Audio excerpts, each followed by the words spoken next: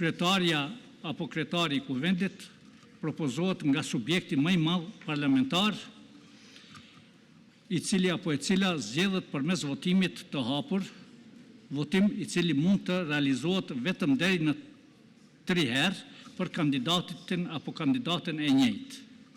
Andaj, në bazë të nenit 67, paragrafit 2 të Kushtetutës së Republikës së Kosovës dhe në gjykimin e gjykatës kushtetuese, subjekti parlamentar me numrin më të madh të deputetëve I dal nga zgjedhjet e mbajtura më 7 qershor 2026 është lëvizja vetëvendosje që ka të drejtën për ta propozuar kandidatin për kryetar të kuvendit. Ju njoftoj se kryetari I kuvendit zgjidhet me shumicën e votave të gjithë deputetëve të kuvendit, së paku 61 vota për.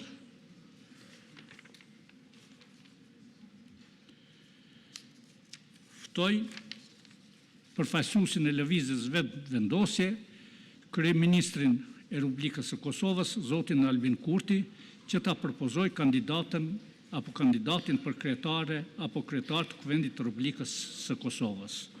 Ju lutem.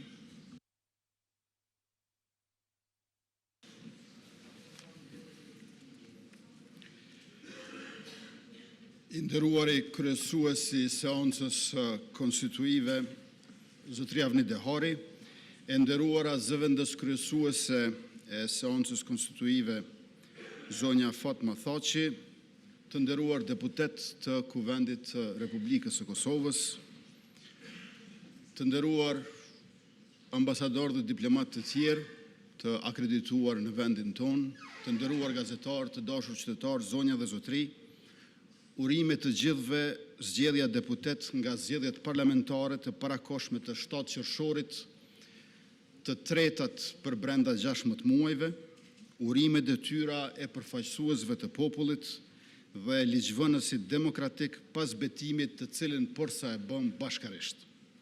Ju dëshiroj punë të mbarë dhe suksese në legjislaturën e 11.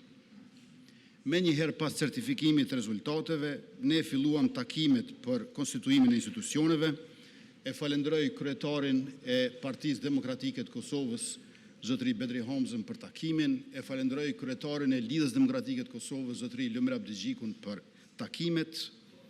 Ato bisedime u pezulluan për shkak të zhvillimeve të brendshme në LDK, rifillimi I bisedimeve u bë vetëm në këtë javë. Ne duam bisedime edhe me PDK, edhe me AK-n, se refuzimi I tyre është I qartë. Zgjedhjet e 7 qershorit na u shkaktuan sepse në prill nuk u zgjodh presidenti. Ne duam të ecim përpara bashkarisht. Por në duhet dakordimi sa më I gjerë për presidentin unifikues, ashtu si që kërkon kushtetutshmëria për të cilën u betuam sot.